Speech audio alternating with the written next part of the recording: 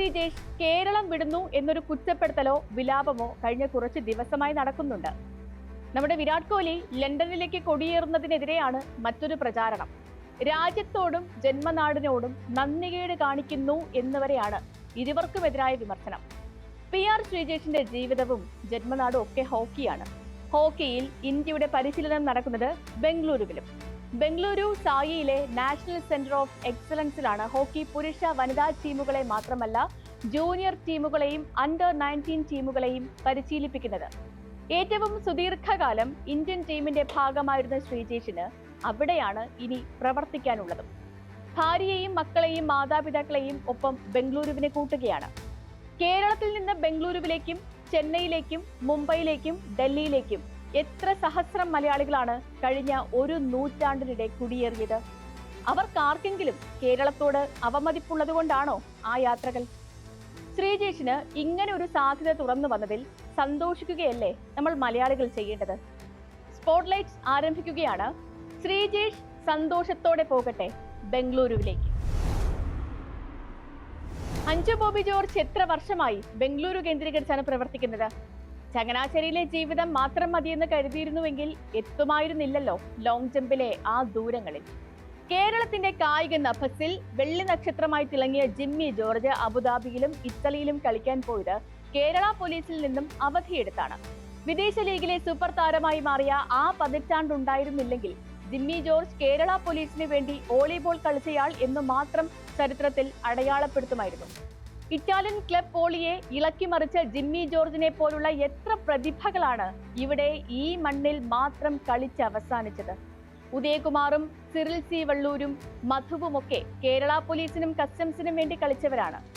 Indian volleyball ടീമിന്റെ captain ആയിരുന്നയാൾ സെക്രട്ടേറിയറ്റിനു പിന്നിൽ traffic ചുമതലയുള്ള DYSP ആയി നിൽക്കുന്നതും ഈ നാട് കണ്ടിട്ടുണ്ട്. PR ശ്രീജേഷിന്റെ ജീവിതവും പ്രതിഭയും ഹോക്കിയിലാണ്.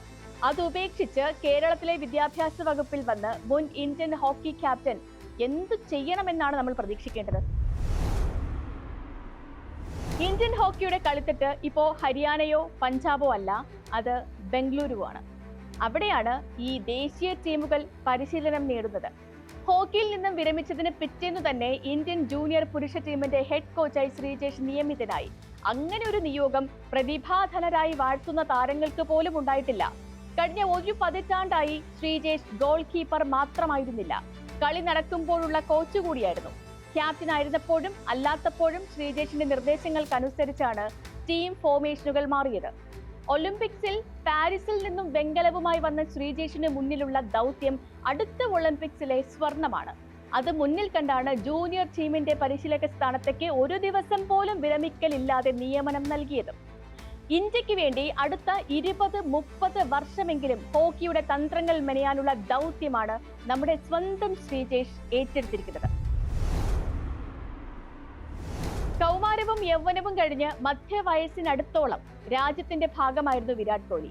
സമകാലിക ഇന്ത്യയിൽ ഏറ്റവും സ്വാധീനമുണ്ടാക്കിയ 25 പേരുടെ പട്ടികയെടുത്താൽ നിശ്ചയമായും അതിലൊരാൾ കോഹ്ലി തന്നെയായിരിക്കും. ആ വിരാട് കോഹ്ലി ഒരു ക്രിക്കറ്റ് താരം മാത്രമല്ല, ക്രിക്കറ്റുമായി നേരിട്ട് ബന്ധമില്ലാത്ത വ്യവസായങ്ങൾ നടത്തുന്നയാളുകൂടിയാണ്. 1-8 ബ്രോൺ എന്നീ ബ്രാൻഡുകൾ ആഗോള വിപണിയിൽ തന്നെ നല്ല ചലനമുണ്ടാക്കുന്നവയുമാണ്. രാജ്യാന്തര ഭീമൻ പൂമയാണ് 1-8മായി ഇപ്പോൾ സഹകരിക്കുന്നത്. ബ്രോൺ രാജ്യത്തെ പ്രശസ്ത ഫാഷൻ ബ്രാൻഡായി മാറിക്കഴിയുകയും ചെയ്തു. Blue Tribe, Rage Coffee, Hyperice തുടങ്ങിയ ബ്രാൻഡുകളിൽ വലിയ നിക്ഷേപങ്ങളുമുണ്ട്. ഒരു സംരംഭകൻ എന്ന നിലയിൽ മറ്റു താരങ്ങളെ പോലെ കേവലം നിക്ഷേപകനല്ല കോഹ്ലി, നടത്തിപ്പുകാരനാണ്.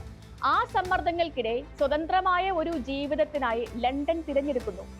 അതെങ്ങനെയാണ് ഇന്ത്യൻ ദേശീയതയ്ക്ക് വിരുദ്ധമാവുക? ഇന്ത്യൻ വംശജനായ ഋഷി സുനക്കിനെ പ്രധാനമന്ത്രിയാക്കിയ രാജ്യമാണ് ബ്രിട്ടൻ. തമിഴ് വംശജയായ കമല ഹാരിസിനെ വൈസ് പ്രസിഡന്റും പ്രസിഡന്റ് സ്ഥാനാർത്ഥിയുമാക്കിയ രാജ്യമാണ് അമേരിക്ക. പ്രതിഭാധനരുടെ ഈ യാത്രയിൽ നമ്മൾ അഭിമാനം കൊള്ളുകയല്ലേ വേണ്ടത്? മെസൊപ്പൊട്ടോമിയയിൽ നിന്ന് ക്രിസ്തുവിനും 7000 വർഷം മുൻപ് നടന്ന് ദക്ഷിണേന്ത്യയിൽ എത്തിയവരാണ് ഇന്നത്തെ ദ്രാവിഡർ. പൂർവികർ അന്നു നടക്കേണ്ട എന്ന് തീരുമാനിച്ചിരുന്നുവെങ്കിൽ ദക്ഷിണേന്ത്യൻ ജനതയുടെ ചരിത്രം തന്നെ മറ്റൊന്നാകുമായിരുന്നു. മനുഷ്യ ചരിത്രം ഇത്തരം യാത്രകളുടേതും കുടിയേറ്റങ്ങളുടേതും കൂടിയാണ്.